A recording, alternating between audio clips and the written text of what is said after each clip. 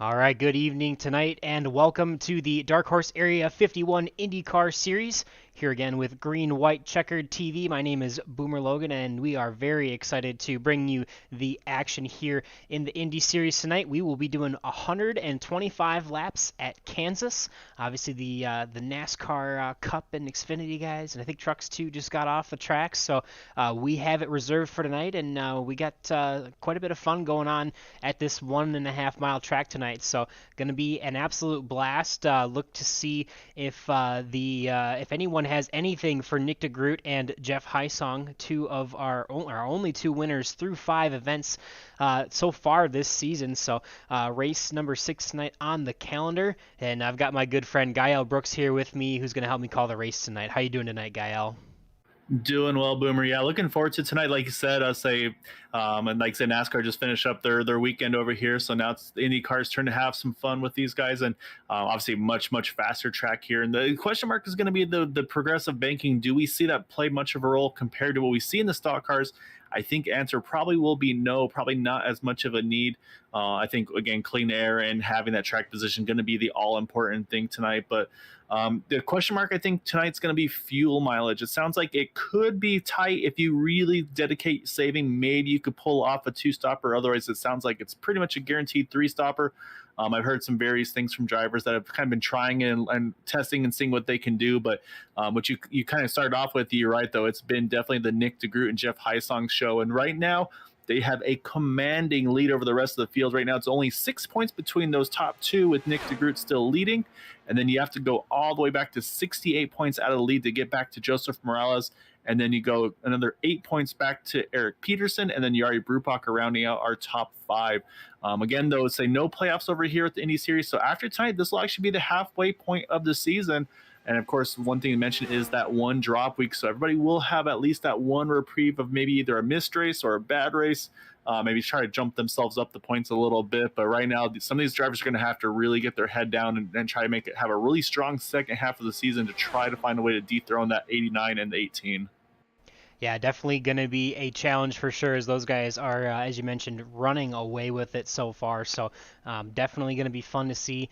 It's going to be a fun event. I know I really enjoyed this track. It's definitely one of the 1.5 miles that really is, kind of not wide open, but you got a lot of space is really what I mean to say. Where the backstretch is curved, and it's not like a Charlotte 1.5 mile where you've got the quad oval where it's really boxy, and there's a lot of space here, a lot of room. So it's definitely going to be fun. I guarantee you're going to see some guys trying to make the action work on the high side, and obviously sticking to that bottom is going to be very important to try and grab that win. Definitely a bit of a banking difference to the apron there, so we'll see if drivers are going to try and utilize that to their advantage, take that shortcut through the tri-oval and try to get to the bottom there. So it'll be interesting to see if those guys are all the way down there or if they're not going to want to try and upset their car. So definitely another 1.5 mile where we kind of have to worry a little bit about pit entry. I mean, I know we've seen a lot of accidents so far this season with pit entry, so we'll have to see how that nets out tonight. And hearing Gael, sounds like it's going to be a little bit of a fuel strategy race tonight again. Yeah, it could be time to fuel. I've been hearing a little bit of varied info. Some drivers thinking, okay, yeah, definitely if you really save, you could 2-stop it. But then I think a few drivers actually looked a little closer and said, you know what, actually, it would take a lot of work to make it on 2 stops. So we'll see. That's what's kind of the fun about the strategy in these cars. You can make a lot of adjustments. It's not all about the throttle pedal. You got those fuel maps 1 through 5 for the oval settings. But what I think we have here now, Boomer, though, is the field is complete their qualifying sessions. Everybody's getting gridded up here. And we're going to have, it looks like, about 16, 17 cars taking the grid here tonight for these 125 laps at Kansas. I'm going to let you run through the starting grid.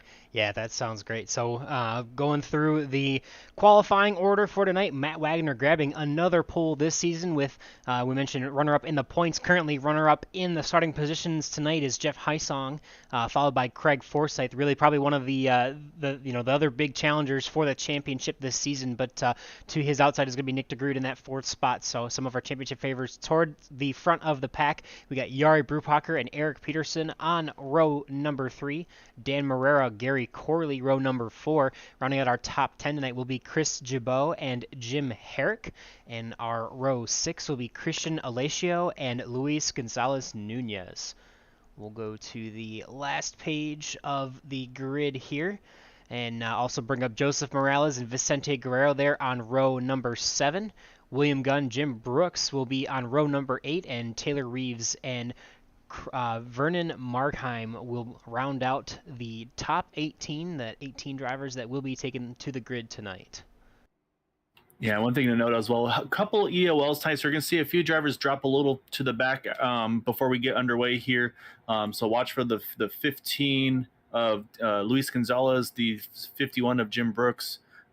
Those drivers, I believe, dropping to the back. I'm not sure if it's related to last week or, again, maybe some connection issues, things like that. Just say, hey, you know what?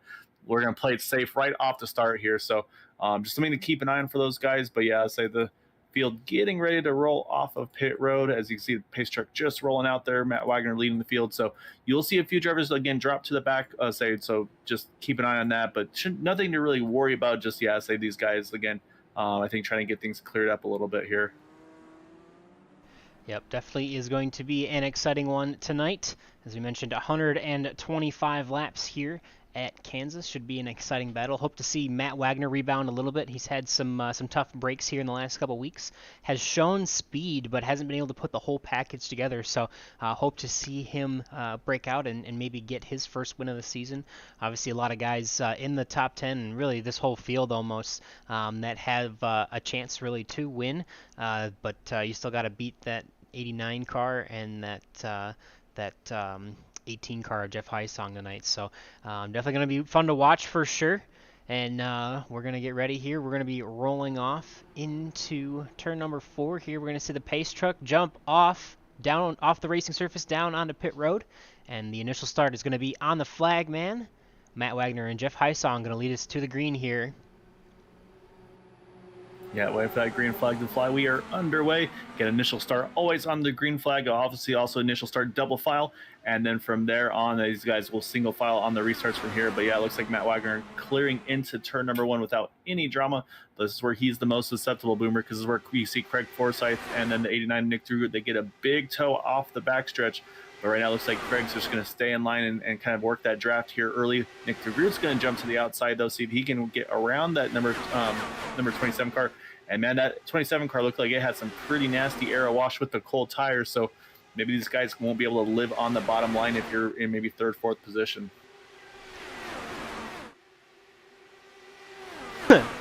Yeah, for sure. Definitely going to have to watch that throughout the night. Definitely is always arrow a big play here at the 1.5 mile track. As we see a little bit of a battle there for 3 wide. Let's focus on that for a second there. Now 2 wide. Looks like that was Craig Forsyth and Jeff Heisong there getting into the action early on with Eric Peterson right there behind that mix, gunning for those top 5 positions there.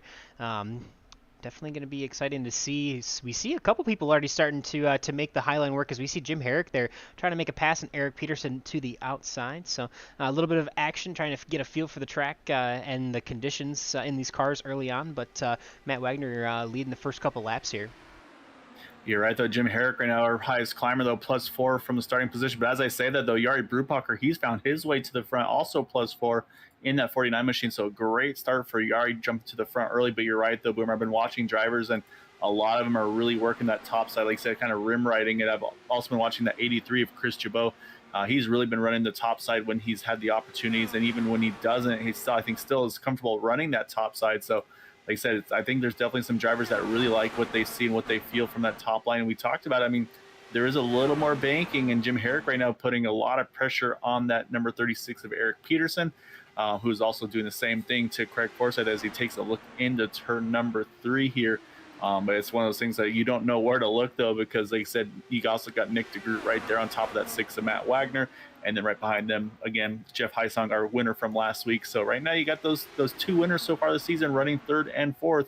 But Jari and Matt, though, would be definitely pretty good options for ones to watch to try to dethrone them so far this season. Yeah, for sure. And one thing I mentioned was the banking on the front stretch to the apron, but I believe this is also a progressively banked track in the corners. Is that not correct, Gael? I believe the progressive. Yeah. Oh, is there three down the trial Three here wide into into turn number one. one? Ooh. Wow, they all make it stick clean so far. Yari's going to get the short end of the stick there as Matt Wagner's going to hold on to that top spot for now. But Nick DeGroot just is inside. He's going to be challenging him into this corner number 3 here. See who can pull away down the front stretch. And it looks like Nick DeGroot's going to lead his first lap of the race. Not if Matt Wagner has anything to say about it, but no, it will be Nick DeGroot. First lap led. I believe that is a bonus point for him. So big point in the championship standings for him as he currently extends his lead by, I believe, 1 point there. So definitely critical to get those laps led at any point during the race. Those bonus points are crucial. Yeah, man, and just right behind there, He just had a big bobble there entering 3, caught it, but you can see how much he washed up there, and that's opened the door for Jeff Heisong now to jump underneath. So yeah, so it seems like that dirty air, if you're about that second, third car in line, you got to be really on your game to make sure that thing doesn't really wash out from underneath you. And so you see Craig Forsyth, he's actually dropped a couple spots now behind those two, the 18 and the 49, and that's moved Craig now up to the middle. But look at the arc he takes there, that wide entry, and then he cuts it all the way down to that white line. Couldn't quite get underneath that number 18 car, but definitely looks like he's finding something for the angle to get in there. And so you can see, I mean, it's a pack right now with all these guys. You go back to pretty much Luis Gonzalez. They are all pretty much on top of each other. Right now, the closest battle's right here, though. Jim Herrick, Chris Jabot, Gary Corley, all within about 100th or so of each other. Then, as I said, though, going to go back up because Jeff Heisong now he's gotten around Yari Brewpacher. Matt Wagner got back around Nick DeGroot here. So we can't keep up with everybody where they're making these moves because it's one spot after another. All these guys are making these big jumps and. I say we need a wider angle here to be able to catch all the action going on right now. Yeah, for sure. There's a lot of stuff going on, and see if we can get a nice wide camera angle there going into turn number 3. Definitely a lot of passes going on, a lot of movement so far. Really, no one too crazy. Jim Brooks is up 3 spots right now. He's actually our highest mover, our biggest mover. But other than that, everyone's really 1 to 2 spots from where they started. So Matt Wagner able to take the lead back from the 89 machine of Nick DeGroot as Jeff Heistong's also going to challenge there. Jeff's going to move up into the that second position, so he's going to try and get up there and maybe lead some laps early, trying to challenge Matt Wagner for that lead. So he's got a great run, as we're going to see here, down into 1. See what he can do with it. Jumps to the outside. See if he has what it takes to make that pass stick and try to go lead some laps and get that bonus point for him, as we've mentioned that the 89 and the 6 have grabbed their bonus points for leading laps already. And that's what I was going to say is he knows Nick DeGroot's led a lap, so I think he's saying, you know what, I got to check this off the list because I want to stay right on par with that 89. He's, again, pulls the draft, going to try to kind of slingshot him through the start-finish line. Not enough there at the line, but this will also be the things that these drivers, they try to find, okay, hey, if I make this move here, maybe that's going to allow me to get around him at the start-finish line come the end of the race. So that's going to be some of those fun things we like to watch to see how they strategize. Do have one driver off on the pit road, unscheduled stop for the 41 of Taylor Reeves. We'll keep an eye on him. Hopefully he's able to get back on track, but right now is down 1 lap as they run, as Matt Wagner is still able to keep that 18 at bay. And yes, progressively moving forward right now. Say now also got to mention Chris Jabot again, still running that rim riding there in that number 83. He's worked his way up now into the top 5, right outside of Craig Forsyth. And he mentioned, Jim's still the highest climber in the 51 up to 11th, plus 5, just outside the top 10. But definitely, I think he's just trying to get comfortable again. Obviously, I have a little bit of insider info, but first race back with the full motion rig. I say he kind of shut the motion rig off after his surgery a month or so back. Didn't want to kind of work too hard on himself, so he's feeling a lot better, which is great to hear. Obviously, I'm obviously very, very happy about that. So I told him, like, well, if it doesn't feel good, I don't know if he should be doing it, but he was feeling pretty comfortable running that motion rig tonight. So hopefully he's feeling comfortable and be able to handle another, what do we got here still, Boomer? Another 109 or so laps left in this one. Yeah, looks like a little bit of a ways to go here, but Jim doing well so far. We again mentioned he's still currently our biggest mover, and he is up 5 spots. So just kind of chilling out here in the back. Not too much craziness going on back here, but obviously we are very biased. Obviously you more than me at times, but we're both very biased. Love to see Jim back, and I'm glad to have him in racing tonight for sure. So yeah, definitely Not a ton of action. Looks like we still have quite Do a have a bit lead of change oh, though. we do have a lead change. I apologize. We're gonna go jump back up to that. Looks like Jeff Heisong was able to make his way around the six, as the six is gonna get back by him now. That was kind of what you were talking about there earlier, though, Gael. You know, you can get alongside someone, but you can't always make the pass. So you really have to figure out how to time that run so that you can be ahead of them at the start finish line, which is obviously where it's going to count at the end of the race. So Yep. maybe playing some games a little bit here early on. See, he's actually kind of backing up so Oh, that the contact in the backstretch. You got the 40, the 36, and the oh, 83. I lots think of all chaos. involved. And unfortunately, I think one got tight out of turn two, and unfortunately, that has collected a couple of those guys. So Jim Herrick, unfortunately, Chris Chabot involved, and oh, it's just in the background there as well. I think that might be. That's not William Gunn. Who was that as well? Oh, Vicente Guerrero also caught up in that one.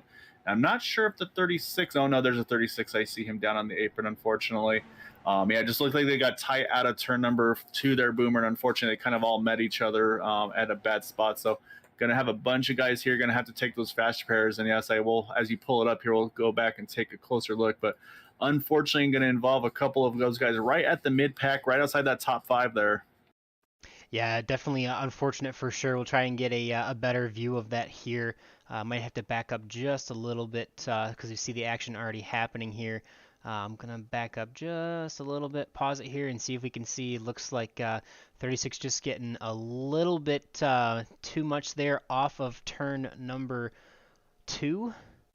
That was the 36 here. See if we can get a good angle of it here in some slow motion. Not almost looks like he just kind of gets loose, or maybe just got tight and tried to turn it down, and little contact from behind. So yeah, I think it had a little bit of help there. Unfortunately, definitely made some contact after that. It looks like the 40 machine of Jim Herrick. So yeah, definitely checked up and didn't really. I don't know if Eric was going to hit the wall on his own, but definitely a mistake by Eric that I'm sure he wishes he could have back. But unfortunately for him, he's probably going to have to take his fast repairs. It looks like a lot of drivers actually already coming off of pit road. So we'll jump back up to that live now here. Looks like Matt Wagner Yeah. is going to resume the lead. And yeah, not a lot of strategy. Everybody's hitting pit road, 4 tires and fuel. Unfortunately, it looks like Chris Chabot in the 83 has retired after that incident. Unfortunately, maybe just was like, you know what, like, and it's one of those things. I mean, like I said, it was a little bit of a miscue by the 36. Obviously, I know, obviously not intentional by the 83, but it's like one of those things where I think we're all kind of our worst critics and hard on ourselves. So hopefully, it's not the case for Chris why he left, but unfortunately, looks like he's going to be an early retirement tonight in the 83. I believe Eric Peterson did have to take a tow, so he's still having to wait to get back on track here. And then also trying to see, so we mentioned the unscheduled pit stop for Taylor Reeves. I believe this puts him back on the lead lap in that number 41. So a great opportunity for him with that unscheduled pit stop earlier. So now he's going to cycle around and get back on the lead lap, which would now make Eric Peterson the only driver a lap or more down. So that still gives him some chance to try to get back in it, but I'll say what I got to do now, Boomer, though, is let's say we got to talk about those fuel numbers. So I'm going to do some math here real quick. That way we can find out what we're looking at. Because that's the thing is the timing of these yellows, you never know if it's going to put you in a different fuel window. So I'm not sure if this one's going to do so or not. Yeah, we'll have to see. Obviously, working with 103 laps to go, that's easy math that I can do. But yeah, run those numbers, crunch them for us there, and we'll see what we got. But definitely interesting. They don't run a full fuel load here in the Area 51 series. It is, I think, about either 70 or 80% of the 70%, 70% yeah. of the full fuel. So something to take into account. Obviously, these are somewhat shorter races than some of the IndyCar races on the actual series schedule. So kind of matching the race length with the fuel amount kind of gives simulates almost the same the same strategy for the race, where you could do a shorter race with less fuel and you kind of net out to the same strategy as a long race with all the fuel. So something fun that I think they do here, and honestly a lot of leagues seem to do a lot of just to make it more realistic, but also know that not everyone has time to race do a 4-hour race on a Monday night or a Tuesday night or a Wednesday night or whatever. So definitely fun to make that more realistic. So, but I'll quit jabbing, and you got that number there, Gael? Yep, did some quick math, and I think from here it's going to basically become a two-stop race to the end here. Basically, we're going to restart with just about 100 laps to go because you can see lights are off the pace car. So we're going to restart this thing on lap 24. So actually be a little more. So I think basically 34, 35 laps will make this thing to the end here. So yeah, so I'm pretty sure they should be okay on a two-stop for the rest of the way. So. And also this pit stop, this caution really jumped a few drivers up in the positions as well. Look at Luis Gonzalez now up to 6+6, Jim Brooks now +8 into 8th. So I'll say these guys making some good gains with that pit stops. Let's say getting that in and out lap, and of course getting around that incident as well. So Ken mentioned that it looks like Eric Peterson is back on track, but I actually do need to mention Vicente Guerrero actually was also had to take a tow. So we have 2 drivers, 2 down. But here we go, Boomer. These guys that pace truck's about to duck off. We're going to get back to green. And now the restart will be controlled by the 6 machine of Matt Wagner. That red and black machine, down and away is he. And he will lead us back to green flag action into turn number 1. Gets a good jump over Jeff Heisong there. Lined up behind him is Nick DeGroot, Craig Forsyth, and Jari Brupacher. That is your current top 5 for the night. So pretty much everyone in the top 5 started in the top 5. Obviously, we said Luis Gonzalez Nunez just knock on the door in 6th place, up 6 positions. So see if he can try and challenge these guys. But it's been a lot of back and forth with some of the drivers up here. But top 5 really kind of staying put, and more of the action as far as up drivers being up and down is further back in the pack. But Matt Wagner able to hold on to this lead, as it looks like we do see a couple connection issues again for Jeff Heisong. Hopefully that can clear itself up, and he can continue to finish out this race. Yeah, it's always a concern for the drivers around, but yeah, so far looks like it's clearing up a little bit here. But right now, the closest battle I think we have is right here for about 4th and 5th. Jari Brupacher and Craig Forsyth. These guys just about trying to go side by side there for a moment there. Out of 4, now going back after it. Out of 2, you see Craig gets a great run here, but looks like he's going to opt to stay in line here. So again, so yeah, 34 laps should be able to make it on 2 stops to the end. Going again, that's all based on going green. But we talked about, Boomer, the risk and reward of maybe trying to run a little long on fuel, maybe try to pit a little later. Because again, we've talked about these cars are so treacherous in and off a pit road under green flag conditions. Even if it's not going to make a difference of when you pit, or should I say how many pit stops you have to take, it still might be a benefit to just be able to take less or pit later and have that lesser risk of getting trapped a lap down with the cycle. So it's a gamble. The short pit, obviously, maybe get some fresher tires on, make some faster laps later. But right now, I don't see a lot of pace drop off. So I kind of like the idea of maybe just staying in this main pack, saving as much fuel as you can, maybe pitting like 2-3 laps later than the front runners that are having to burn up all that extra fuel. Yeah, we'll see. If you're mentioning that, we'll be around 34 laps for fuel. We restarted with about 100 to go, so easy math is 33 and 1/3 laps for 100 laps to make 2 stops. So not a lot of room to play with strategy. So you're going to have to really, really, really try and save here.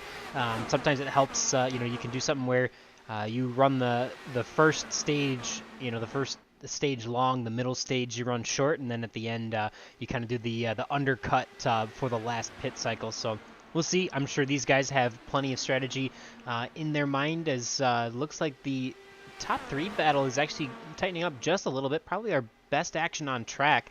We got 4 cars here now within 0.4 of a second, so or about a half of a second.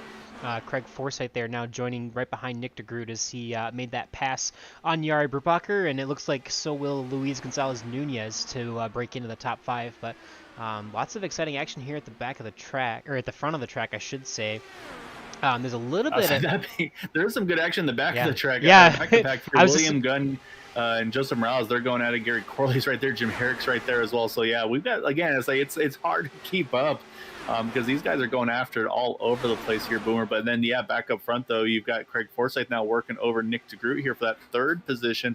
And, yeah, definitely appears to be a high line preference for some of these drivers. But I think, basically, if you got the front, you got the clean air like Matt Wagner does, I think you're going to want to pretty much run that white line as best you can. You can see he does go back up to the top a little bit to then kind of get that nice arc into turn number 1 there.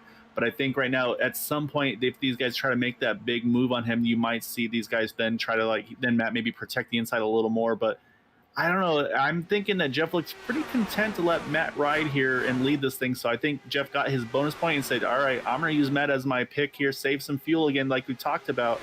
So maybe again that fuel mileage maybe still is close. Maybe these guys can't go full send on the 33 laps or 34 laps we talked about. So it's always a strategy call for these guys, or again just maybe a little gun shy about being one of the first to hit pit road under green if we get to that point tonight. Yeah, for sure. It always kind of seems that the leader obviously going to be the one using the most amount of fuel because they don't really, they do lift a little bit, but not always a ton here. So definitely going to be using the most fuel out at the front of the pack, kind of, almost like super speedway racing in a stock car, but doesn't really give you a lot of chances to save that fuel, and that means if you're up front, you kind of have to commit to that and pit early, and like we've already mentioned a few times, quite a bit of treachery coming into pit lane. Here's not as bad because it does have the progressive banking where the difference at the apron isn't so terrible, but definitely treacherous. And these guys, we've seen a lot of cautions, as we've already mentioned, throughout the season with getting to pit road. So getting closer to probably about halfway maybe or so through this run currently, about 15 laps into this run after our restart or our caution at lap number 20. So going to be probably another 20 more laps or so before we get cars down pit road. Yeah, exactly. Yeah, 20 more is going to be the goal for a lot of these guys. Obviously, right now, all eyes, I think, will be on Matt Wagner to see when he ducks in, if things continue like they are. But, man, look at Luis Gonzalez-Nunez, though. He is definitely – everybody's kind of going middle. I'd say Luis is middle top, and Luis is just like, okay, I'm going to basically run the wall pretty much. So kind of the Tyler Reddick line, if you will, Kyle Larson line as well. But look at that. Nick DeGroot takes away. He's got to be careful because then you get all that aero wash. And look how much ground he lost just because of Nick DeGroot kind of taking that clean air that he was looking for. And that's the worry. If you make that gamble, you go up top and they take that line away from you, you've got a lot less time to react because then that wall is going to jump up and bite you if you're not careful. Yeah, that was one thing that I was taught from very early on in racing.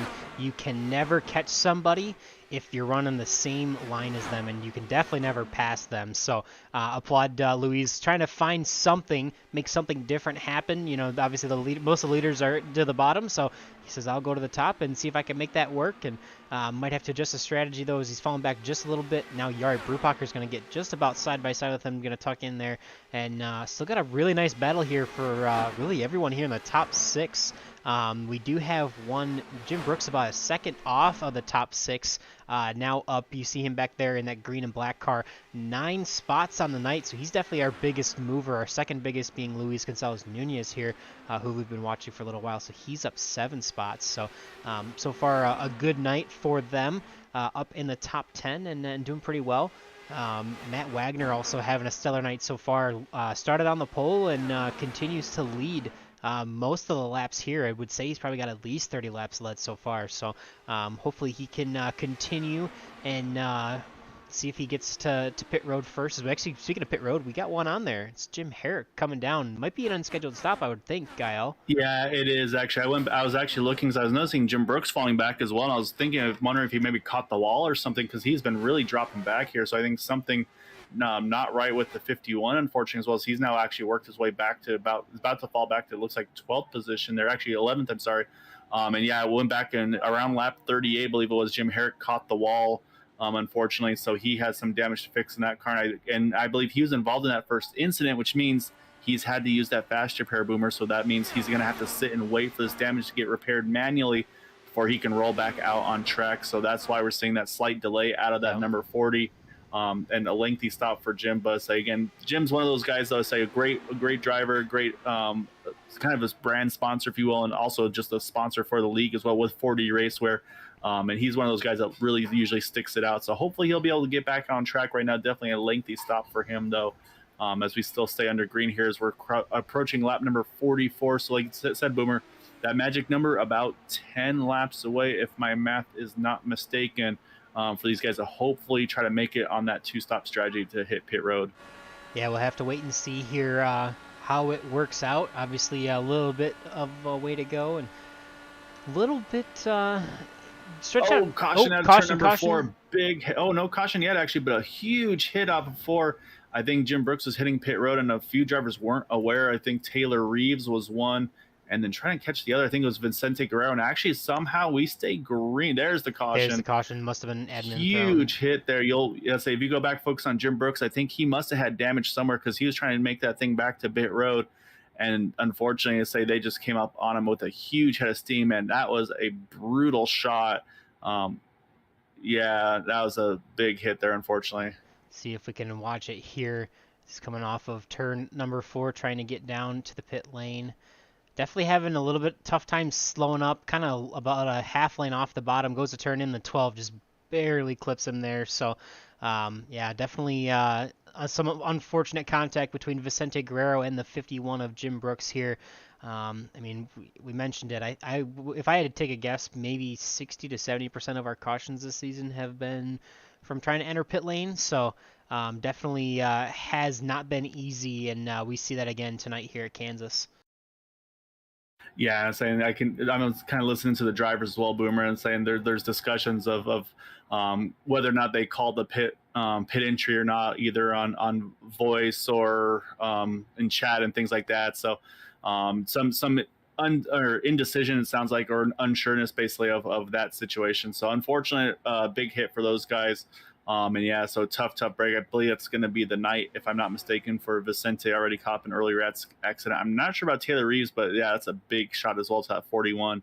Then Jim also having to take a tow on pit road. So yeah, so here comes the field, though, Boomer.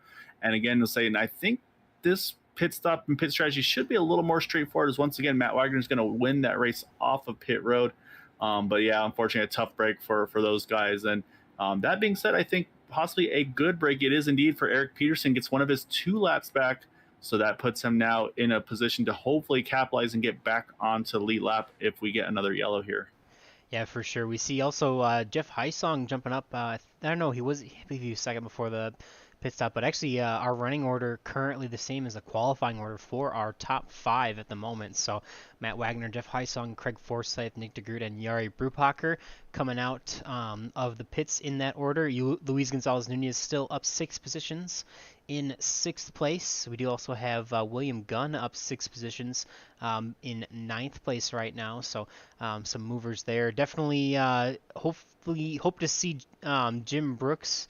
It looks like he may have actually retired just based on the live timing and scoring. So we'll have to update that for you for sure. But we do have Chris Jabot already our first retirement. Jim Herrick is still in the car on pit lane. He is got about 4 minutes of damage here to repair. So but that's going to be quite a bit to get back out on the track, so we'll see if he does make it or not. Obviously, Vicente Guerrero also some lengthy damage from this pit stop, so they are going to continue to sit on pit road and continue to go a few laps down, unfortunately. So, yeah, like you said, it does look like I believe it was Herrick Peterson, right? Gave him a chance to get a lap back here, so good for him. And yeah, see how it shakes out here. Yeah, and I can confirm, unfortunately, 2 retirements after that, Rick. Taylor Reeves and Jim Brooks both retiring. So, unfortunately, that leaves us currently, I believe, with about possibly 12 to 13 more cars left in this one. It could be an opportunity, like we mentioned, for Jim Herrick to say if he can get that damage fixed, at least kind of like I said, run a couple more laps. I mean, he'll be able to pick up at least 2 more spots, possibly more, depending on Vicente as well. So, it could jump him back into the top 15. And we saw that last week with Matt Wagner. He basically kind of toughed it out, had a tough start to the race, but stuck with it and was able to gain some points in that championship, which always, you never know. You never want to have a bad race for your drop week, but I say the more you can have maybe a top 10, top 15 drop week, that's going to be ideal. So, but what we do have, Boomer, is we're going to have one to go as time by, and Joseph Morales is going to come in and top off, because I'm looking at the field number again, Boomer. We talked about every caution, kind of got to do the numbers here. We're going to restart this thing at lap number 49 as we come around. So it's going to basically put us at just outside of 75 to go, 76 to go. And if you can go maybe 38 laps now per tank on fuel, you could one stop this. So I think we're going to have that fuel mileage race potentially now for sure. Yeah, it's interesting to see because was it Joseph Morales was the only one there to come back down on pit road and top off. So he's going to be trying to be aggressive maybe on the fuel saving here, see if he can make it the rest of the way. I could be wrong. I know a lot of our races have kind of played out this way to where we could probably expect at least one more caution here. Would love to, see it go green to the end, but we've definitely seen a few yellows late in some of these races, especially during the pit cycles. So we'll have to see how it's going to play out, as we're going to see the pace truck back down onto pit road again. Matt Wagner going to be the control car once again on the restart, and he is down and away, leading Jeff Heisong, Craig Forsyth, Nick DeGroot, and Jari Brupacher in the top 5 back under green. Luis Gonzalez Nunez currently in 6th, Dan Morera 7th, Christian Alacio, William Gunn, and Gary Corley at the moment round out your top 10. So back to action here with about 76 laps to go, as Sky Al mentioned there, and going to be a fun race to the end, I think. Yeah, it's going to be really interesting. Like I said, I think the fuel mileage is going to be the big question mark. And so we'll be able to tell pretty quick, A, by the pace they're running, and B, we'll see if anybody even tries to pass Matt Wagner. Because again, it's like he might be one of those ones where he kind of becomes that sacrificial lamb. So we'll see if anybody really backs their pace down. Like I said, only one driver topped off of Joseph Morales. So maybe he's kind of, again, he might be either going to be trying to get to the back and kind of play it safe, or again say, hey, I'm going to take every extra gallon I can in this car and kind of figure it out from there. So one driver that isn't in the field tonight, unfortunately, but we always love to chat with, he got a podium in his first start, was Chris Matthews. To say not here tonight because celebrating his anniversary. So Chris, definitely want to wish you and Brandy a very happy anniversary. Hope you guys are enjoying yourselves. Definitely love to see you back on track, but definitely, of course, you got to have some time with the misses, especially as I know you got a little one coming in the near future as well. So hope you're doing well. Wishing you both the best. But look forward to seeing you back on track, sir. So definitely wanted to give you our well wishes over here at Green White Checkered. Yeah, for sure. Happy anniversary, happy wife, happy life. So definitely make sure you're not racing on your anniversary, and definitely understand that. But yeah, congratulations to a good friend and broadcaster here at GWC TV. So definitely a fun night for sure for us, though, here at Kansas, working on, like we mentioned, just under 75 laps to go here.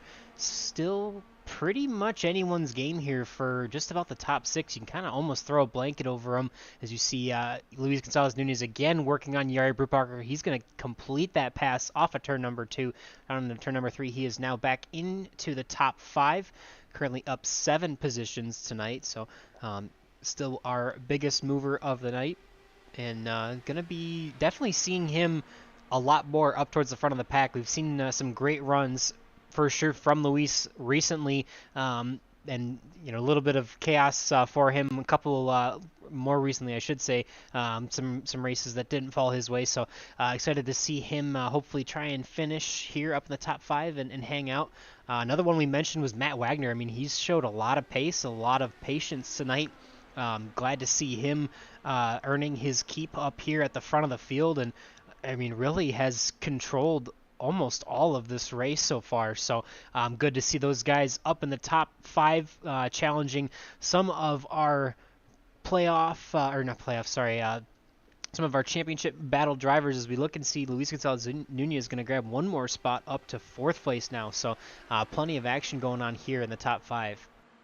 Yeah, and so yeah, and again, it looks like right now not a lot of pressure from Nick DeGroot around trying to get around Matt Wagner. So again, it kind of makes me feel like that they're using him for that fuel mileage like I talked about. So we'll have to keep an eye on that. I don't know for sure, obviously, the official strategy for these guys, but it kind of has that feel to it. Like I said, Luis Gonzalez working his way now up to 4th, like you just mentioned. And just I'm still keeping an eye on some of these guys. And the one worry I have is like Joseph Morales. I think he's trying to maybe run that fuel number, but he's starting to risk losing the draft to those guys in front. So you gotta find that balance of fuel saving, but also staying in the draft, because that draft is the ultimate fuel saver. So if you go, let's say again, you can go map 1 full rich, you can go map 5, which is full lean under race pace, and then map 8, the caution map, which is pretty much extreme lean. But you do that, you're not going to hold the draft. So you got to be careful not to go too low. Like maybe a map 5 or 4 might be too low. Maybe you have to do a map 3 to hold the draft, but still save fuel. And there's always those 2 trains of thought, Boomer, of maybe map 1 while lifting lifting the throttle to kind of just roll out of the throttle, use less fuel that way, or keep the pedal to the metal and use the fuel map to your advantage and just use the leaner mixture. So which one's the right one? I don't know. So that's why these guys are the ones that are so talented and so successful at what they do. But yeah, right now I think Matt right now just like I said, I think he's pretty much the one that's kind of leading the charge, and these guys are like, yeah, I don't really want to lead here. So, like I said, we got to see if we get to that magic number. Which now again, I gotta go back and look because I'm trying to think the numbers. As I talked about 38 laps. So based on that, that's going to put us at about what 95, about lap 92, if I'm not mistaken, would be about the window for those guys that try to make it to the end. Yeah, which would be doable, at least for if you could make it that far, you could go to the end. So we'll have to wait and see. But yeah, still, I mean, pretty quiet, although pretty tight here in the top 5. Obviously, Luis Gonzalez is grabbing that 4th spot, but really nothing too crazy so far. Just kind of hanging out in the middle parts of this race here, just about halfway, 1 lap from now. And yeah, I think it was actually Craig Forsyth last week. He was saying he was using map 8, I think, at one point to save some fuel, but we were kind of at a short track last week, and you can't really get away with that nearly as much here at a 1.5 mile track. So yeah, and that's the thing is, I mean, Craig, he's done it before. I remember talking to him at a race at Dover that he won, where he basically stretched his fuel to just a ridiculous amount of laps, and he said he was basically changing his fuel map basically every turn, every straightaway, where he would basically go really lean in the turns and then go back to rich on the straightaways to kind of hold that position, because it was one of those races where it's really tough to pass at Dover. So he knew he could kind of control the pace running the low side, but then like I said, but make sure he doesn't get jumped on the outside through the straights. So he had to kind of go rich in it back up. So Craig is definitely one. I say he's got, it feels like at times he's probably got more than 2 arms and hands in that car to able to kind of turn all the knobs and dials and still drive that thing. So and that's the thing, is it takes a lot of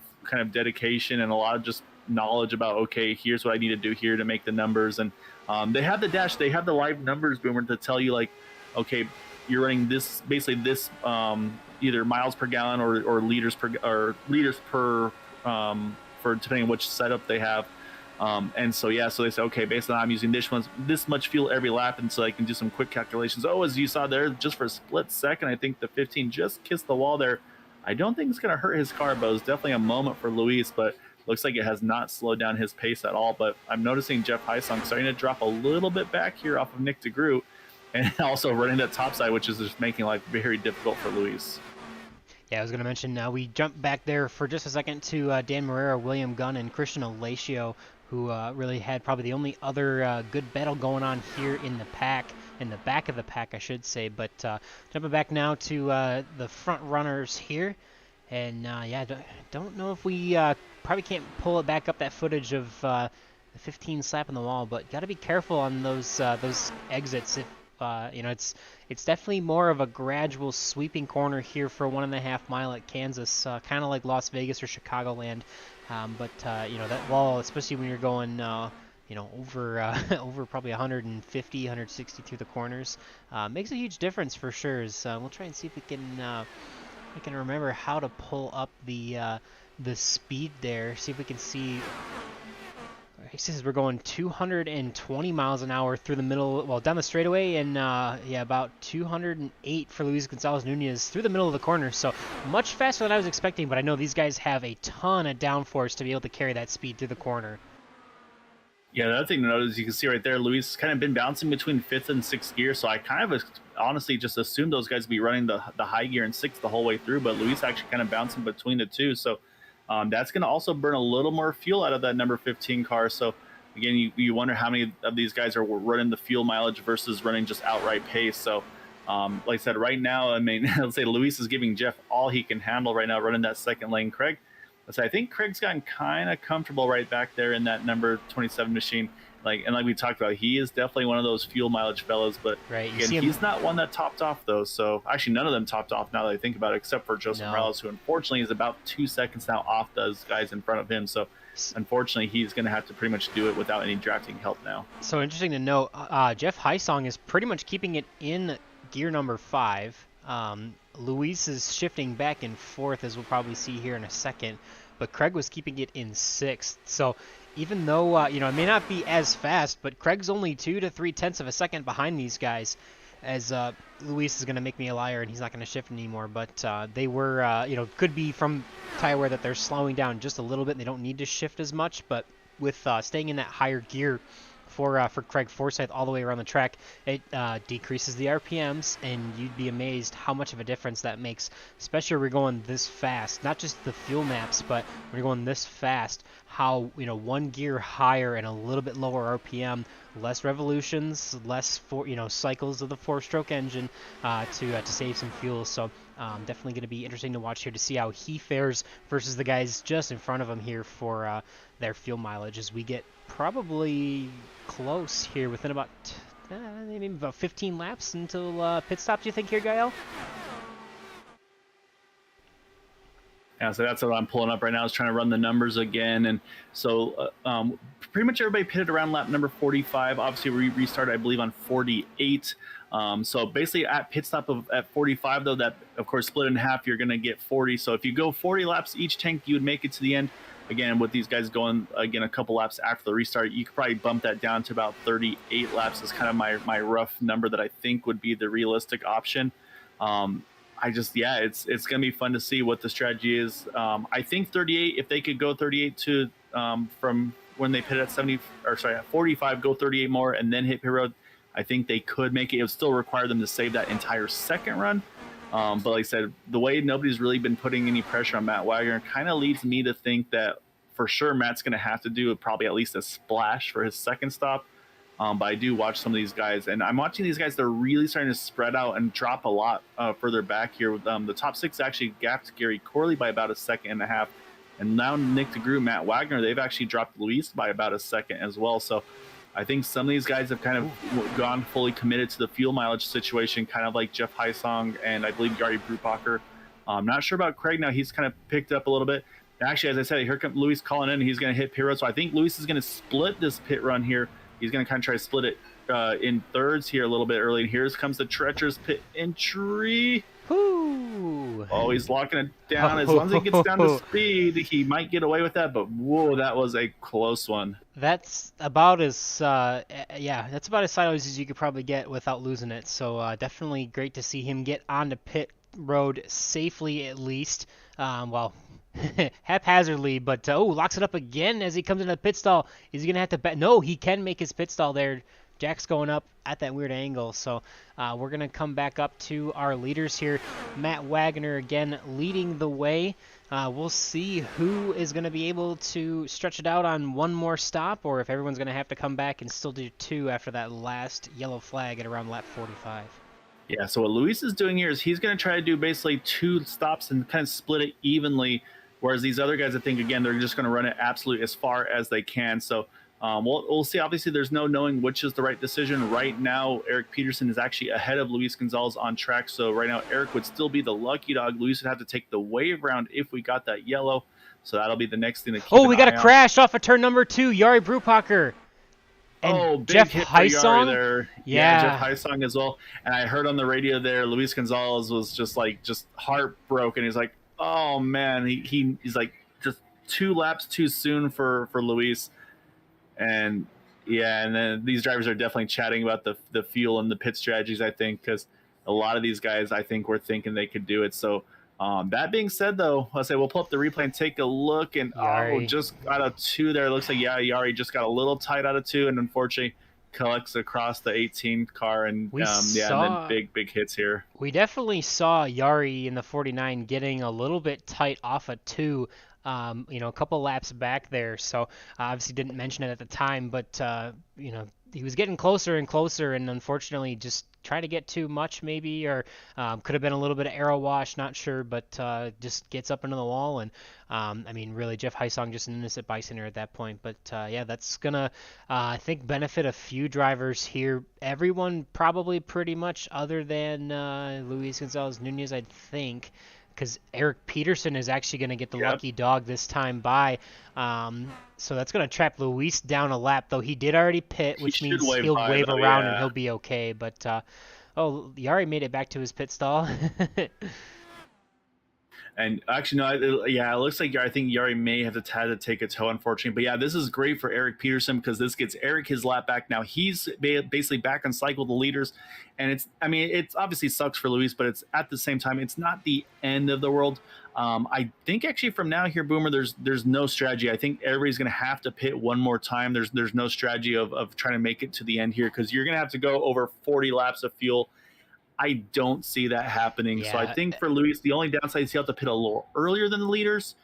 But yeah, other than that, it should be pretty much square. And as once again, Matt's going to roll out of pit road, hold on to that lead. So yeah, this changes things a little bit. I think it takes the fuel mileage question out of it. I think there were some thoughts of maybe some of these drivers trying to see if they could pull off that one stopper. I kind of think Craig was definitely looking at that approach for himself. So yeah, so it'll be fun to see. I'm going to try to see, actually, I'm going to pull one of these guys out here. One of our league sponsors and drivers who's unfortunately still sitting on pit road, and that's Jim Herrick. So we're going to pick Jim Herrick's brain if he's here for a second, Jim, because I know you're working with Craig and Dan. That caution, obviously not ideal time for a couple of guys. Unfortunately, we saw your wall contact and it's kind of still sitting on pit road here, but the time of that caution, were you in contact with Dan and Craig about maybe the fuel strategy there to the end? Yeah, that caution didn't work out well for us. Craig thought he was going to be able to make it, and didn't think that the guys in front of him were. So he was looking like he was in a really good position until that caution came out, and that sort of reset everything now. So we're looking at a straight up fight to the finish. I think we're going to be about 10 laps or so short, so there's going to be a splash at the end unless there's more cautions. Yeah, so now the strategy is basically, when do you make your final stop? Do you do a splash of fuel? Do you still maybe consider tires? Or do you maybe wait and see if a yellow comes out? So obviously a lot of question marks there. Unfortunately, you got caught up in that first incident, and then we saw you caught the wall a little later on there. Is the car repairable? Were you going to try to make some more laps, or are you kind of just taking over going back to the crew chief role and trying to help out Craig and help out Dan to get their best results they can? Yeah, unfortunately, I burned the fast repair in that incident on the back straight there, and then I slapped the wall. I was following Joseph, and it was just enough that the car it's repairable, but it's not good. And I went like 5 or 6 laps down doing the repairs, so I didn't really feel it was worth getting back out on track, and figured I'd hang out on the pit wall and take over the crew chief role for a while. Yeah, definitely. Unfortunate for sure to end the race early. Sorry to cut you off, Gael, but definitely glad that you can still help out your teammates, and hopefully we'll see Craig up there in the podium placings, maybe even a first win of the season for him tonight. We'll have to see. And I believe you also got Dan Marrera out there as well. So looking forward to seeing how your crew chiefing goes for the rest of the night. Yeah, thanks. We'll see. Craig still does a lot of that work. He's got the apps that do all the calculations, and he's real good at it. But yeah, I'm keeping an eye on him, and it looks like we're going to have a good race to the finish. Thanks for your time, Jim. Good luck for the rest of the way. We'll get you back over to your teammates so you can help them out, man. So I appreciate you talking to us. Yeah, no problem. Thank you. All right, with that, we will bring it back to green. Again, Matt Wagner, the control car all night long for these restarts. He's going to get us underway with about 42 laps to go. Lead him into turn number 1. Nick DeGroot on his tail with Craig Forsyth, Gary Corley, and Christian Alacio now in the top 5. So good pickup for Christian there on that pit cycle. He is now up 6 spots. He has Dan Marrera behind him in 6th. William Gunn up 8 spots in 7th. Joseph Morales up 5 in 8th. Luis Gonzalez Nunez back to 9th, but still up 3 spots. And Jeff Heisong, one of our championship leaders, is relegated now to 11th place, 9 spots down. And Eric Peterson actually rounds out. He's in 10th, rounding out your top 10. So only 12 cars left here on the field, in the field. Jari Brubacher still trapped that 1 lap down after having to take a tow, but battle heating up just a little bit here at the front of the pack, as it looks like the 89 of Nick DeGroot is going to finally try and challenge that 6 of Matt Wagner for that lead. Yeah, so I think, like I said, now that there's no fuel mileage involved, Nick said, you know what, I want to get that track position back. So now he's going to try to work hard on the outside. We'll see if he can make something happen on that number 6. But like I said, Matt's kind of had it all his way early, but is that because everybody else was playing nice with that number 6 machine? So, but now Boomer, so now it's strategy time. Like I said, everybody knows they're probably about 10 laps short at the time of that restart here. So I would say they can probably go another, I mean, with about 30 to go, I'd say it's safely you can make it to your window. So you kind of got those two trains of thought. Do you pit early, take the splash fuel and get rolling, but risk getting maybe trapped a lap down if a caution comes out between now and then? Or do you just wait till the absolute last moment to hit pit road and either take tires and fuel or just fuel only? Or, of course, you can split it in the middle as well. So there's a lot of options for these guys of what choice to make. And I'm torn, honestly, Boomer, because I like the idea of short pitting, just because you're going to pit with the freshest tires, and so you're not going to have to worry too much about the kind of the heat on the tires getting on and off a pit road. Should be a little less sketchy, I feel like. But oh man, Nick and Matt, they are going at it tooth and nail. Unfortunately, Matt's got a little bit of a connectivity hiccup right now. That's going to make Nick's life all the more challenging, because not knowing exactly where that 6 car is. But yeah, right now, though, obviously the next job for Jeff Heisong is he's going to have to try to see if he can climb back up towards the front, unfortunately, to try to regain some of that track position. As last time by Luis Gonzalez Nunez ran the fastest lap of the race, a 24.94, about 4/10 quicker than our leaders. So Luis trying to regain that track position after having to take that wave around. Yeah, he's tearing it up back there. He's already up at least 2-3 spots since the restart. So Luis is trying to make good ground up here. He's now behind Dan Marrera. 2 spots out of the top 5 right now, but looking to try and recover after that spin and lock up. But fortunate enough for him, during that pit stop, he did not have to deal with a penalty, so locked it up, but still made his way down safely under pit road speed without issues. He's going to pick another one off here, Dan Marrera, making it look easy, entering into turn number 1. Going to have it clear through the middle of the corner and down the backstretch. A little bit of a run back to Damarera, but I think Luis has got that spot, so he's up to 6 now.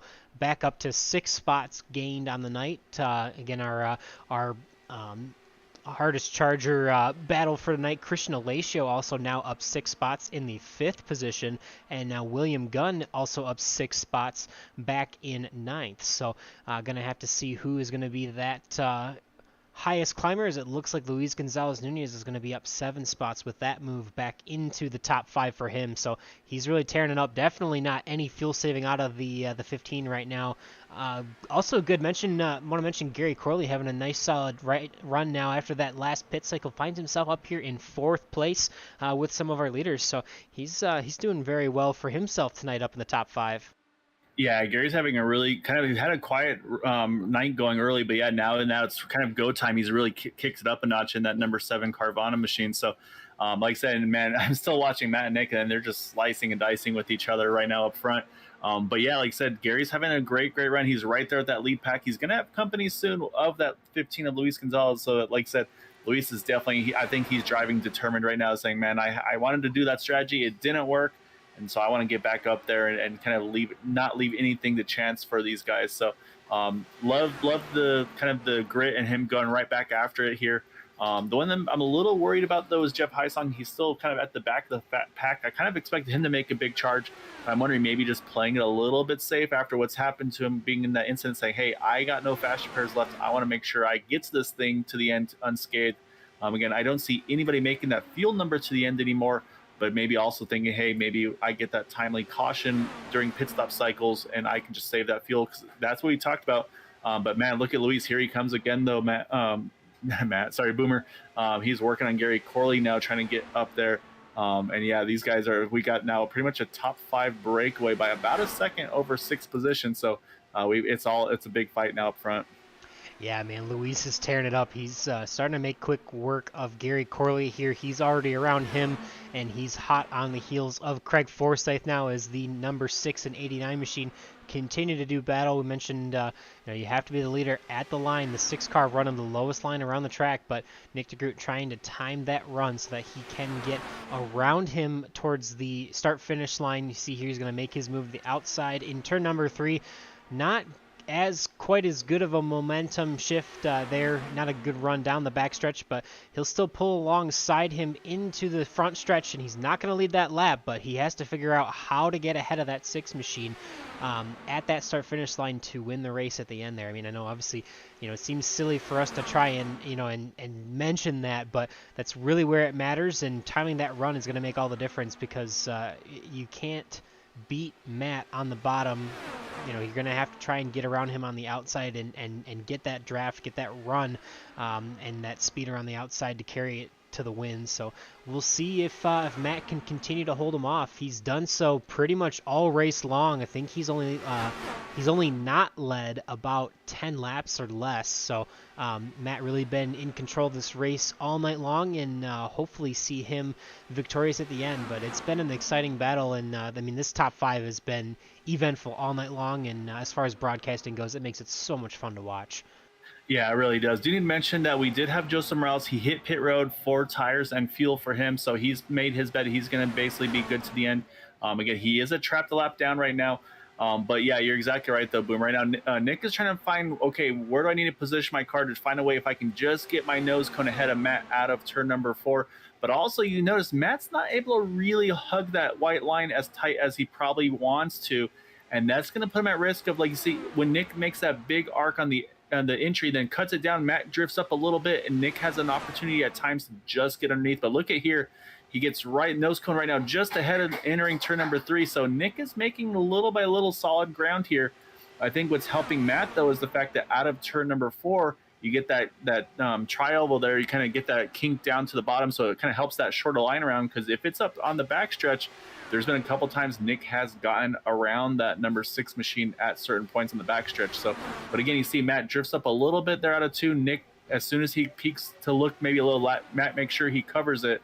But yeah, right now, so far, nobody blinking on that pit stop. But Luis Gonzalez, though, he's working on Craig here as they get tight out of turn 4. And these guys having that fight for that top 3 position, while Gary Crowley is just kind of sitting back and watching these guys dice it up and figuring out where he wants to position that 7 car here as we still get closer and closer to that final pit stop. And so far, it looks like no strategy for these guys, though, Boomer. I think they're going to wait till last minute. The question will be fuel only, or maybe just minimum fuel and tires to maybe help you out. I worry about the pit exit on used tires. That's where my concern is for the fuel only stops. You're going to have to be very careful on that throttle.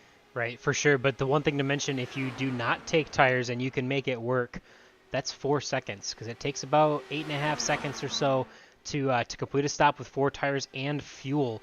When you're only fueling the car, it takes around 4 seconds to do so. So definitely a huge difference on pit, or on not on the pit lane, but out on the track, because you can see based on our ticker, Jeff Heisong is 3.8 seconds behind our leader, and those 4 seconds on pit road correlate to that on the racetrack. So getting in and out of pit road will definitely be very crucial. We'll see how well Joseph Morales was able to do it compared to everyone else. He had a total time. And Luis is coming in right now, Luis, Boomer. Sorry. Okay, no, you're fine.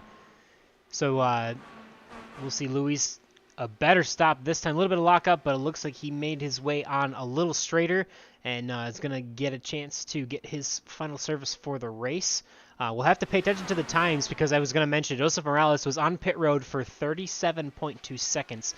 Now, that doesn't include any time getting down to pit speed or going on the out lap, getting up to race speed. So we'll have to see who does that best, as we'll also see Nick DeGroot now coming down pit road. Hot. Yep. Oh, it's too hot. Yep, I popped up, and yeah, that's too hot on entry for Nick DeGroot. He is going to have a stop and hold penalty, unfortunately, in the 89. So, but the thing is, we're aware of it. The other drivers may not be aware of it yet, so we'll see. Does anybody blink seeing the 89 hit her to say, okay, we got to come in too? Do you mention Christian Alesio? He is in as well. And it was an 8-second stop for Luis, so that tells me 4 tires and fuel for that number 40, or sorry, for the number 15 machine. But so far, no other takers as of yet. So I'm waiting to see if anybody gambles with the short pit strategy, or the fuel only strategy.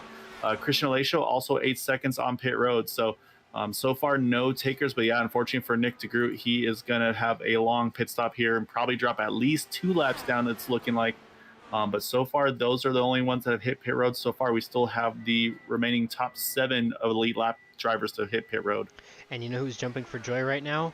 Jeff Heisong. He's not going to make any mistakes on pit road, knowing and watching Nick DeGroot getting held here for 40 seconds. So Jeff Heisong definitely fortunate there. It's going to come out, I would think, a couple laps ahead or a couple spots ahead of Nick DeGroot with that big mistake for Nick that you don't ever often see. Looks like he's taken a little bit more time than the 40-second penalty, I believe, here. So not entirely sure, but he is still sitting down on pit road as Herrick Peterson's going to make his final stop of the night as well. We see him rolling down on pit road. Matt Wagner continuing to lead this race, now with about a half of a second gap to Craig Forsyth with 17 laps to go. We'll see when these guys end up pitting. Most of the top 10 that were running before pit cycle started have not yet pit. Matt Wagner, Craig Forsyth, Gary Corley, Dan Marrera, Jeff Heisong. Now it looks like we also have William Gunn in this time by. So that top and unfortunately, I can confirm also Herrick Peterson too hot on entry. He's going to have a penalty as well. And Nick is back on track, but you're right though, almost a minute on pit road.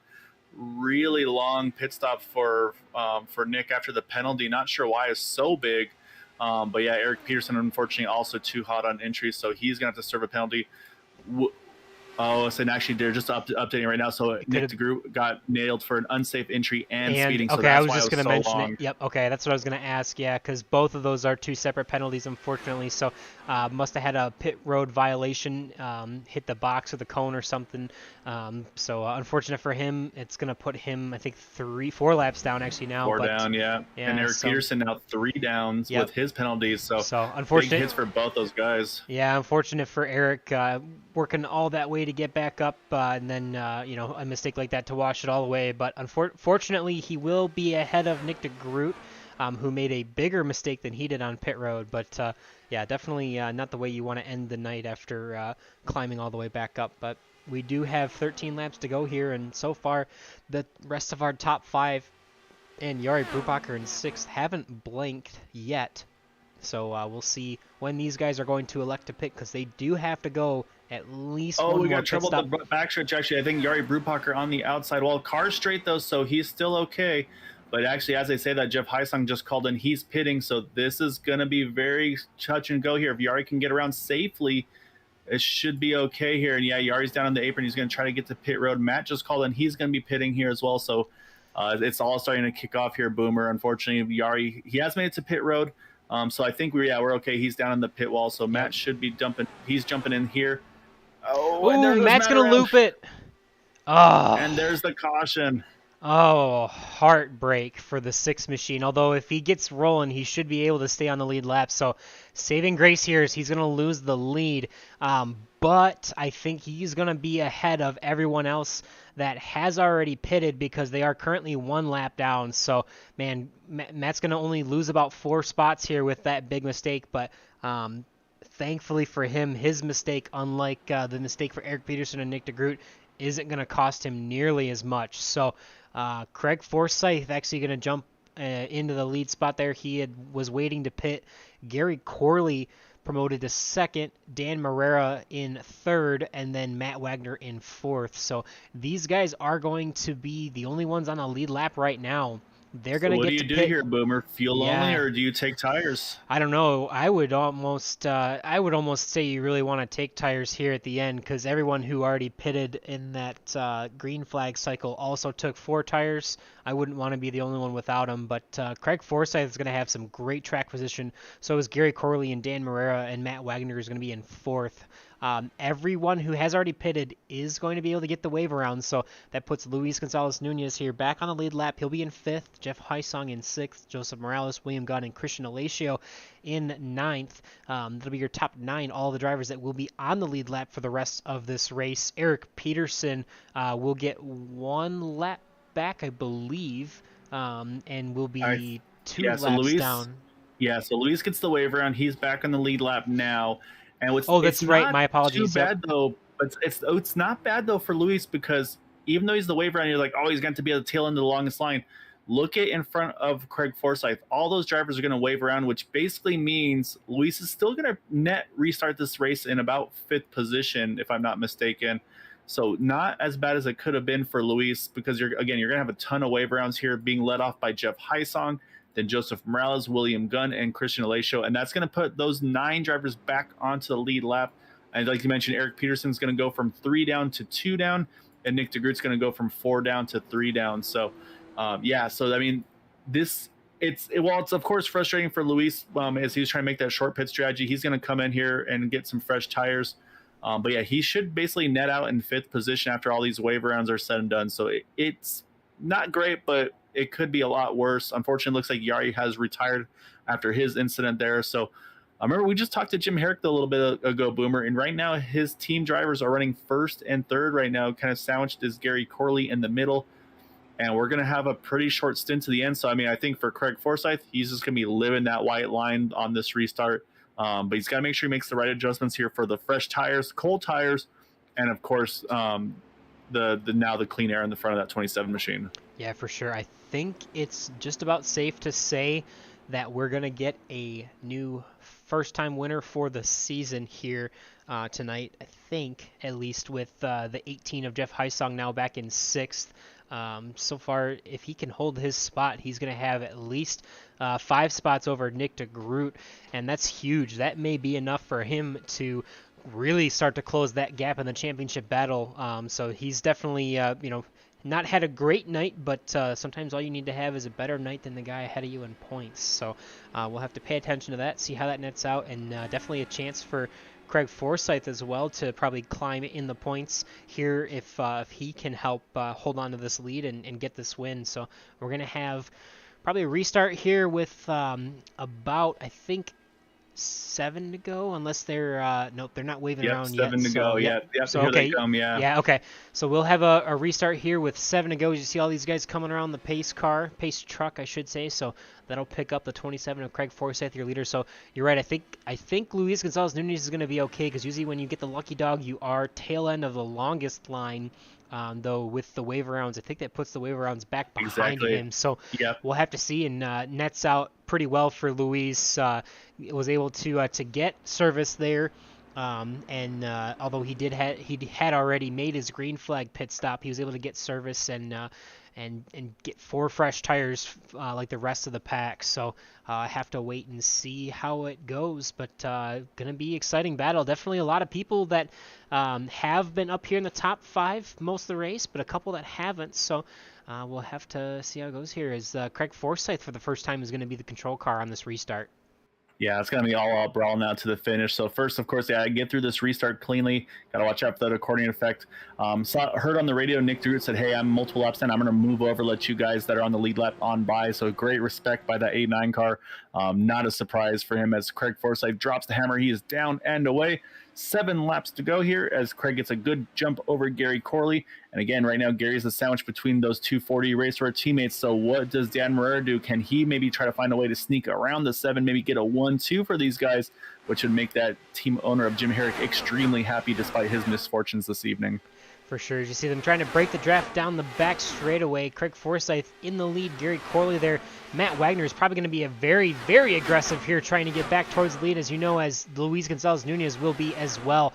These guys have been exciting to watch so far. We know that Luis can jump up through the field very quickly, running that very high line, as Matt Wagner is now currently on the outside of Gary Corley. He's promoted to 2nd place after that restart. Luis Gonzalez Nunez hot on his heels, going to try and make their way up into the podium placings around Gary Corley. It looks like they will. So first place, your running order is Craig Forsyth, Matt Wagner, and then Luis Gonzalez Nunez.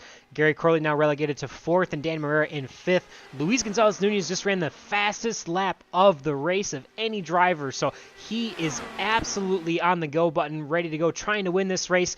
We're going to try and have a 3-wide battle here. It looks like entering into turn number 3 almost. Yeah, exactly right. So everybody's going to look for that clean air right now. Like I said, Craig's just going to have to hug that white line and do what Matt did earlier. But you're right, though. These guys are going to be going 3x3 here as we got 4 to go. And you're right. I mean, these lap times, these guys are just throwing it all out there here. And while they get dicey, though, say if they lose any momentum, watch for Gary Corley, Dan Marrera. They'll be able to make another charge back at him. Jeff Heisong's going to try to get some momentum built back up again.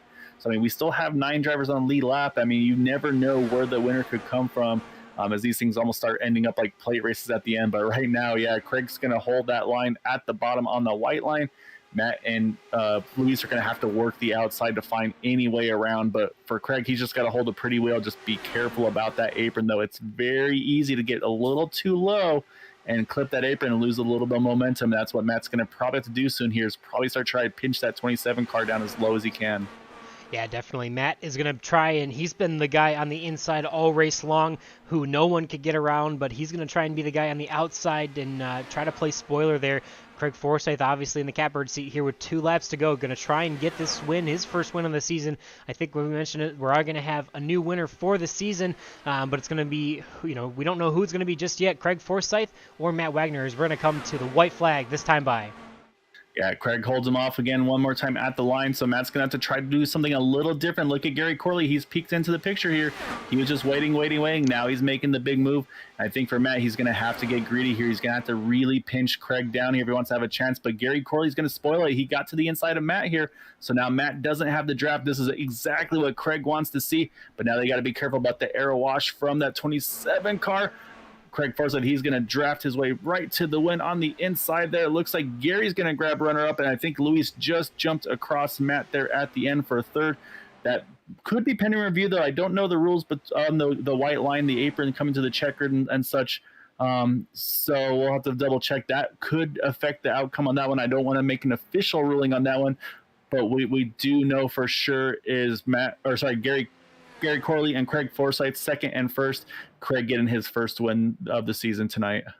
Definitely a great battle for Craig. Obviously, had that track position kind of fall his way and was able to capitalize on it. And, unfortunate for Matt Wagner to make that mistake and lose that track position, bringing out that last caution. But Craig able to capitalize after the mistakes of all the other front runners, and he's going to burn it down here. Big celebration here at Kansas. First win of the season for Craig Forsyth, and a pretty solid night in the points, I would think, with Jeff Heisung in 5th and Nick DeGroot in 11th. So starting to close that gap there to that leader of Nick DeGroot, and going to be an exciting battle to get even more tighter as the season goes on.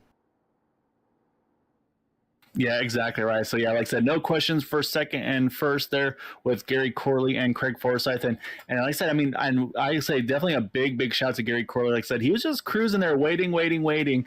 And then once it got to that white flag, I say he just been sitting there and said, all right, time to fill that gap, and I'm going to jump up in front of them. So really good job by Gary as well to get that runner up. Like you mentioned earlier, he'd been having a quiet but good run, and he was able to get a great result at the end of it.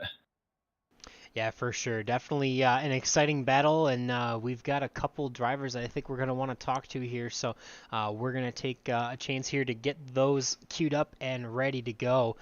So we'll see. Are we going to wait for a ruling, you think? Yeah, I was just doing that. I was poking around, so I do have the official ruling, and indeed the ruling was there, Boomer, unfortunately. So pretty much it's kind of like super speedway racing with these Indy cars. You do not go below the white line in Area 51. I'm not sure where that's going to officially drop Luis. Maybe they'll just bump him back to 4th where he would have been otherwise. That's going to be up for the admins to determine that one. But we do know that with that, though, that will bump up that number 6 machine of Matt Wagner to 3rd, which I don't know if I would say that salvages the race you had, Matt, because, you were so dominant tonight in that 6 car, just able to control from the pole from the get-go. Obviously, a lot of different plans on the fuel mileage, the kind of the strategy. Could you cut out a pit stop or not? And then, of course, when you get later on there, it was just the outright brawl with you and Nick. And just unfortunately, the name of the game tonight was unfortunately pit mistakes, speeding for Nick, speeding for Eric Peterson. And then, unfortunately, you caught that apron, that little middle ground just looped you around. But what a drive back, though, after that restart. Yeah, I was actually quite fun. Like you said, mistakes. Yes, I made mistakes. And if I could take it back, I took the weight checker off because I was a little bit scared of looping it, and I ended up looping it anyway. So me and Nick were going at it just tooth and nail every lap. That was fun. I really did enjoy that. But excuse me. Yeah, that was. Go ahead. I'm sorry. So I probably should have let him buy just to save a little bit of tire, so I wouldn't abuse those tires so much, me trying to keep the lead. I think that's what ultimately it led to my spin, because I think I kind of overheated the tires with so much weight checker on the car. Yeah, definitely saw some amazing battles with you up in the front and the 89 as well. So bummer to see you not get the win here after a very great effort. A little bit of a mistake, but got away with it with the yellow flag coming out right away. Really only losing a couple spots, but losing that front spot and not being able to get around the 27. So glad to see you still pulled out a podium placing, and yeah, it was fun to watch it tonight. You looked like you were having a lot of fun out there. Yeah, I was having a little bit of fun with my little new setup. It was quite interesting. I can kind of like see, a little bit more to my driver's right. That was been my problem from the get go, and knowing, cars on my outside to my right. Left side is not a problem because me being almost like 50-50 left-handed and right-handed, it's eh, it's much better. It's a much better feeling. But to come out here and be as dominant as I was and finish third, there's no crying shame. So it's a little bit of confidence booster. What I've been going through the past couple of weeks, the crashes and it's unfortunate bad luck I've been having, and it's feels so much better to talk to you guys and get that bad luck bug off my chest. So you know what I mean. It's Yeah. looking forward to next week. I really looking forward to. I think we're Spa next week. I'm really looking forward to the road course in my new rig and put down some heaters. Yeah, definitely excited to see you. I know we mentioned at the beginning of the broadcast. Hope to see you capitalize on a great starting spot after you've had a couple poles this season and just managed to not have the race go your way. But appreciate you sporting the Area 51 and green white checkered logos again tonight. And yeah, want to give you a chance to maybe I shouldn't have shouted those out. Want to give you a chance to give any thanks and shout outs for that podium place tonight. Oh, hey, I like to thank actually one person for helping me select my monitors on the other side of the microphone over there. You don't have to say anything, but I thank you for making helping me make the right decision. Monitors. This has been quite a blessing. Of has some good stuff here, and some people don't get to enjoy it. Yeah, it's I like always to fun thank. helping you spend money, Mass. I'll never shy away. If anybody wants to spend technology or money on technology, I'm your guy. So yeah, hit me up. I love technology, but sometimes technology hates me.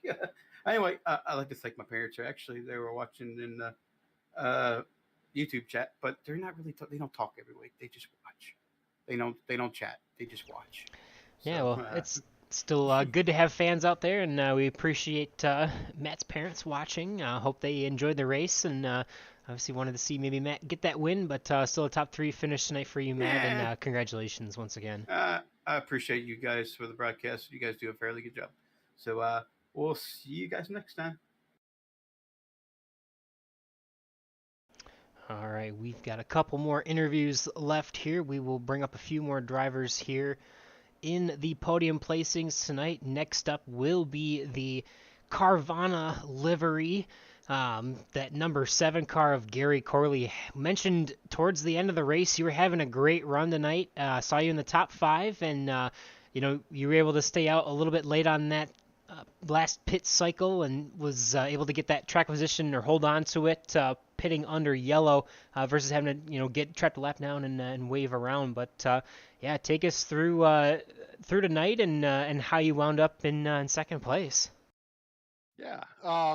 So, early on in the race, I think, I don't know, in the first 30 some odd 40 laps, I brushed the wall, just brain fade on my part, and knocked my toe out and was dropping like a rock. I dropped back, I think, to like 14th, pretty far back in the pack. And yeah, we had a yellow, used my quick repair, got back out, and just clawed my way back, one car at a time. Got back up into like the top 5, like I said, and just looking at the amount of fuel I had left, I knew I only had 2 laps left. Everybody was starting to pit, and I'm thinking, I've got to pray for a yellow because uh, I'm not very good at pit stops. So I just was praying for a yellow. It came out. That put me in second, coming out behind Foresight, and It was exciting because I knew that Craig, Matt, myself, and Luis, we all had fresh tires, 8 laps to go. So I knew it was going to be a little bit of a fun little battle. I didn't think I'd had a chance with Craig because he's just too strong. But I was determined to try and get past Luis and Matt. And yeah, I found that the car, you can add a lot of jacker. It up until the first 12 or 15 laps before it'll start getting loose on you. And I just cranked that thing to about plus 14. And both Matt and Luis were running the mid to high line, and I just stuck it down on the bottom and used the toe off of Craig and eked by him. Yeah, it was a really good run, Gary. And I said, I think actually probably I don't think we may have caught the wall contact there, but yeah, to kind of be able to bounce back from that, like I said, I mean, there were a few drivers that were really able to work their way back up through the field, and like I said, you were able to do so, and like you said, you're able to, and that's what we talked about too, is the fuel mileage. Like we knew it was going to be at least one more stop to the end for everybody. The question, of course, would be how far you go. And then we even Boomer mentioned, okay, you could short pit early, or you could just, like I said, stretch it as far as you can. Just do the dirty work early, save the fuel, and then do that late pit stop, because you never know. These cars are so difficult at entry and exit onto pit road, and it's definitely there's been a lot of them so far this season have been kind of during the pit stop cycles is when you get those yellows. So I mean, has that changed? Like, as the seasons progress, have you been kind of noticing that trend? And is that part of the reason why you decide, you know what, I'm going to run it long and see if I get that break I'm hoping for? Well, yeah, I mean, so Nick, I think, was the first front runner to pit in that last session. And, and it made sense because the last 10, 12, 15 laps on this track, the front tires were just burnt up. And so he knew that he was losing like probably a tenth a lap or a couple tenths a lap.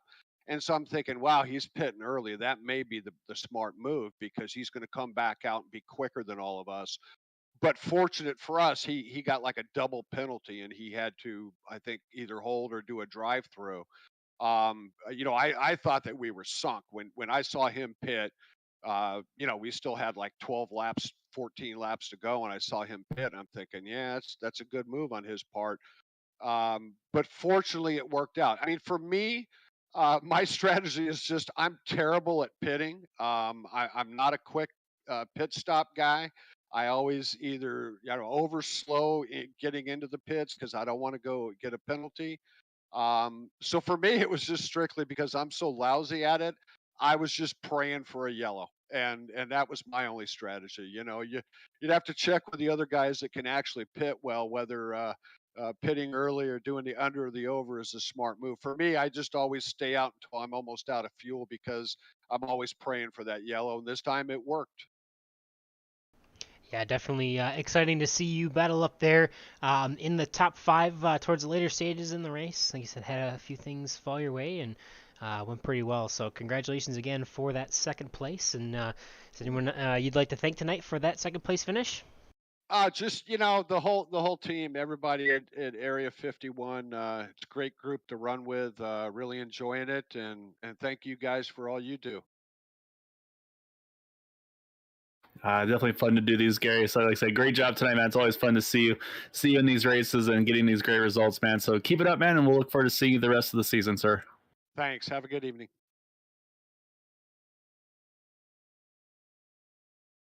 All right, that'll be time to bring up our first place finisher.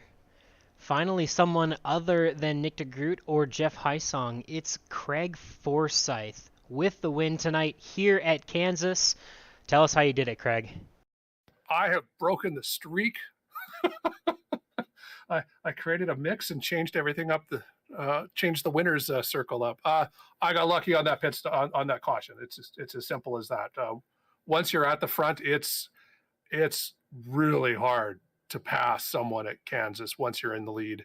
So I was cursing Matt that whole last stint once we were getting down to the last couple laps because I was like thinking he's not going to let me lead a lap. And then finally he dove in and I still had 2 laps to go. So I'm like, all right, I'm going to lead a lap. And then boom, the caution came out. It was like perfect. Couldn't have been more perfect. And yes, I mean, obviously we talked to Jim a little bit as well. Unfortunately, his bad luck, but he hung out to work with you and with Dan there, kind of work on strategy. I was kind of listening into you guys' radio at one point as well, where you guys were chatting about, or I should say in the iRacing radio. And I'm not spying on Discord, I promise. But you guys are talking about it sounded like when that one caution came out where it was right on the edge of maybe making it on a one stopper. I heard you chime in, and also Jim did confirm that as well. You were feeling like you could have pulled that off. I think it was going to be about a 38 lap for each stint to make it to the end there before that yellow came out. So, I mean, did that deter you at all? It's like, oh, okay, there goes one of the opportunities I had, or was it okay? There goes that. Okay, what's next? What's the next plan now to try to win this thing? Yeah, you just roll forward to what's the next plan. I mean, yeah, I was when Matt and Nick commented when they were going to be pitting, and I realized they weren't. Because they'd said, oh, I think I was going to pit in 4 laps, and it's like, well, I was going to pit in 8, and you needed to pit in 6 to be able to make it. So I was like, I think I've got this. And then the caution came out, so that eliminated that. But I mean, that's what you do. You as the race evolves, you change your strategies based on what's happening in front of you, and make sure that you're ready to adapt. Yeah, definitely a great opportunity tonight to see you pick up that win. Obviously, you mentioned quite a bit of trouble for Matt Wagner there, causing the caution, and some trouble for Nick DeGroot on pit road, and some of our other championship favorites, and Jeff Heisong had some issues as well. So should maybe not promote you position-wise, but definitely in the points to being a little bit closer to those guys at the front. Definitely got to feel good to not only win, but to gain quite a bit on our 2 championship leaders. Yeah, definitely. I mean, missing the one race didn't help me either. So I got to keep them honest and at least make them work for the championship this year. I seem to always be the person that pushes whoever goes on to win. So that's my lot in life. You'll be there eventually, I'm sure, Craig. I mean, you've been so close, and I mean, you've had a lot of great finishes, and obviously, you mentioned missing one race doesn't help with, but there is a drop week which should help a little bit, and hopefully you can stay clean through the rest of the season and try to be there at the end. You betcha. Yeah, no, I got to thank my guys. I mean, Jim and Dan were both, in the chat. We were going over strategies, talking, keeping apprised of who was pitting where. So I mean, that helps a ton during this, so that you can focus on your racing while still, being your own pit crew, and having a couple extra guys just to throw ideas off of works really well. Yeah, for sure. Anyone else you want to give thanks to tonight for that first place finish? Oh, it's always the Jim. I mean, Jim, team boss, 40 racewear. Everyone over at Green White Checkers, both you guys, and the whole Area 51 crew. It's as I like to say, good bunch of guys. Come join us. We love to race, and it's good to see we've got a bunch of new guys this season. And I mean, they're learning how we race and learning what the tracks are, and you'll see them in the seasons to come getting better and better. So always good to have new blood.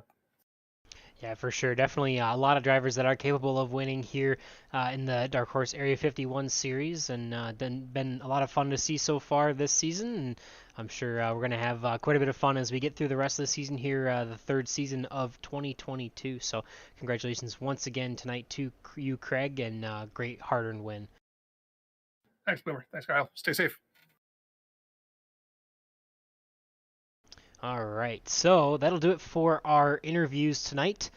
We do want to take you through the rest of the field, see if we can actually pull it up this time, unlike last week. Should be the results here. All right, we got it this time. This is not qualifying results, we actually got the race results. So we already talked to our top 3 finishers, Craig Forsyth, Gary Corley, and Matt Wagner. Obviously, these are not updated to show where Luis Gonzalez Nunez will finish, with the penalty of passing under the white line on the final lap. So we will see where he gets relegated to, whether that's just giving back the spot that he had from Matt or not. But we'll go through the rest of the placings as they were crossing the finish line without penalties. So we mentioned Jeff Heisong, bit of a bounce back into 5th place there. Thankfully for him, still a little bit of a gain on championship leader Nick DeGroot. So Jeff Heisong in 5th. Dan Marrera was 6th. William Gunn, a decent night, in 7th. Christian Alacio in 8th, Joseph Morales 9th, and Eric Peterson rounding out the top 10. An up and down night, obviously, as we mentioned, for Eric Peterson. So, definitely glad to see him still get a top 10 out of that. And Nick DeGroot in 11th after that big penalty, those 2 penalties getting onto pit road and then speeding on pit road in the final green flag cycle. So unfortunate for him. Obviously also mentioned quite a bit everyone else behind them. Jim Brooks in 13th, or sorry, Jair Brubacher was next in 12th, had that late race incident, retired with about 14 laps to go. Jim Brooks retired just over halfway there, and Taylor Reeves as well. Vicente Guerrero and Jim Herrick all kind of caught up in incidents around the same time, and Chris Jabot in 17th place after finishing 107 laps down, and Vernon Markheim was not able to start the race tonight, so that will do it for the field tonight. Just 18 cars, but plenty of action for even a short field. It was really tough to pass that leader, but just about everyone in the top 5 at any point seemed like they had a chance to win this race tonight, or at least get second place. Yeah, exactly right. I mean, like you said, it was all about the clean air up front. So for a long time, it was Matt Wagner. And then, like Craig mentioned, he was able to finally sneak one around there at the end with the bad luck for Matt, but of course, capitalized on it at the end. And yeah, I was peeking over at the points, and we actually have a tie now for the lead between Nick DeGroot and Jeff Heisong. Right now, Nick has the tiebreaker based on his 3 wins to Jeff's 2. Joseph Morales continues to hold on to 3rd, Eric Peterson in 4th, and then Craig jumps 4 spots into the top 5 in the points. And again, this is the halfway point after tonight, Boomer. So this was race 6 of 12. So after this one, I'll say we get to the second half of the season. Like they mentioned, I'll say we're going to be jumping over the Atlantic over to Spa. So I believe that's the only road course this season. And that's a very, very long and very technical racetrack, so that's going to be a lot of fun to see how these drivers do over there. And of course, the big thing for there is you have to use both compounds of tires. So you're going to see red tires, you're going to see the black tires, and then you're also going to see the push to pass as well. So a lot of things for these drivers are going to have to get re-familiar with over the course of this next week for that race. So that's going to be a lot of fun to see, Boomer. Looking forward to that one for sure. Yeah, definitely. Always fun to go to the road courses, and especially at such an iconic racetrack there, I believe in Belgium. So it's going to be fun to see that race. Definitely some treacherous corners with Eau Rouge up the front stretch, and going to be a lot of fun to call the action at such a historic track, I think, for sure. So definitely another exciting one here tonight on Tuesday nights. Reminder to check us out every Tuesday night here. We have the Area 51 IndyCar Series. We'll be running all season long.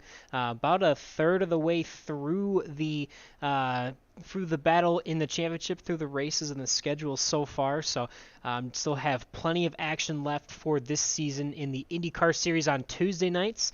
And also want to get that chance to plug those other leagues that we also cover here at Area 51, where we have the Thursday night Truck Series, Super Speedway events, and on Sunday nights we have the Xfinity Series Super Speedway battle. So definitely going to be exciting. Championship battle is heating up all over the place here in the IndyCar Series. The season-long points battle, as you mentioned, Gael, is getting even tighter with a tie for the lead in points right now. So it's going to be plenty of action, I'm sure, and we hope to see you all back here to watch it again next week. And yeah, so appreciate everyone who came out tonight, all the drivers, all the fans watching in the stands and at home. We appreciate you guys. We also appreciate all the drivers that come back, and I know a lot of you rewatch these events later in the week, so appreciate all of that support for everyone here at Green White Checkered. My name is Boomer Logan. I had Gael Brooks with me.